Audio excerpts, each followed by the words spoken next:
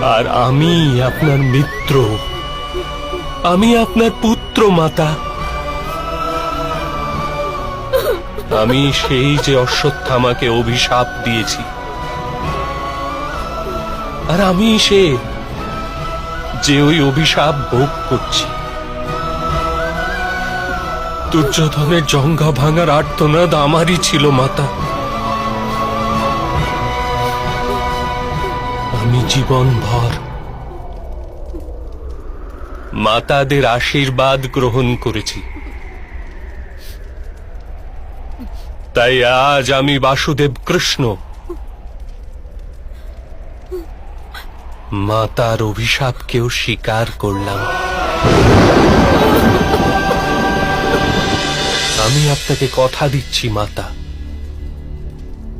যখন আমার বংশনাশের সময় আসবে,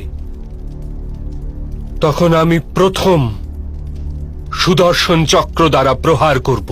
না না,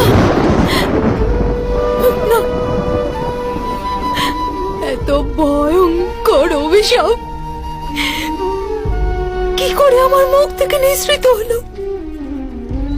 না মাতা, আপনার কোনো দোষ ছিল না। আশীর্বাদ আর অভিশাপ তো সময় নিজের পরিকল্পনা অনুসারে আহ্বান করে। আপনার বাক্য তো কেবল নিয়তির অমোঘ কার্যের নিমিত্ত মাত্র।